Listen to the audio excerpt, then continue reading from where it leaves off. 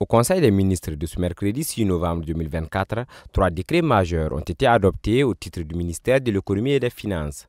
Au premier décret, l'on note la mutation de l'Office national du tourisme burkinabé ONTB. Il fait désormais place à l'Agence nationale de promotion du tourisme face au tourisme. Selon le porte-parole du gouvernement et ministre chargé de la culture et du tourisme, le nouveau décret prévoit plusieurs innovations qui vont permettre à la nouvelle agence de bien mener ses missions. Il s'agit, entre autres, de la reconfiguration du conseil d'administration qui prend désormais en compte les organisations professionnelles du tourisme, ce qui n'était pas le cas jusqu'à présent.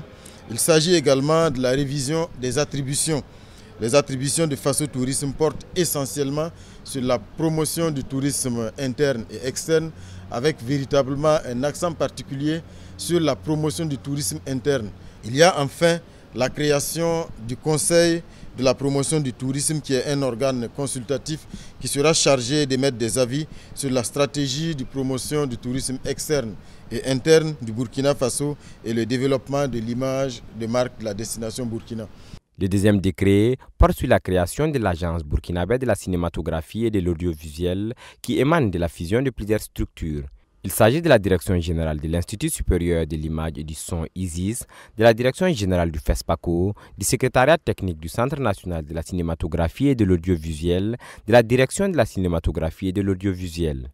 Au dit de Rimtalba Jean-Emmanuel Ouedraogo, il s'agit de fusionner toutes ces structures pour plus de cohérence, plus d'harmonie, plus de rationalité et surtout plus d'efficacité. À ce titre, l'Agence burkinabé de la cinématographie et de l'audiovisuel reçoit donc les missions, notamment de soutenir le développement de la chaîne des valeurs de l'économie du cinéma et de l'audiovisuel au Burkina Faso, d'assurer la réglementation et le contrôle de la filière cinématographique et de l'audiovisuel, de tenir le registre public du cinéma et de l'audiovisuel, de contribuer à la structuration des acteurs du cinéma et de l'audiovisuel au Burkina Faso, d'appuyer la promotion des activités cinématographiques et audiovisuelles, d'assurer la formation dans les métiers du cinéma et de l'audiovisuel, d'assurer la protection, la conservation, la valorisation du patrimoine cinématographique du Burkina Faso. Pour les ministres d'État, ministres chargés de la culture, cette agence permettra de résoudre l'épineuse question du financement du cinéma et de l'audiovisuel.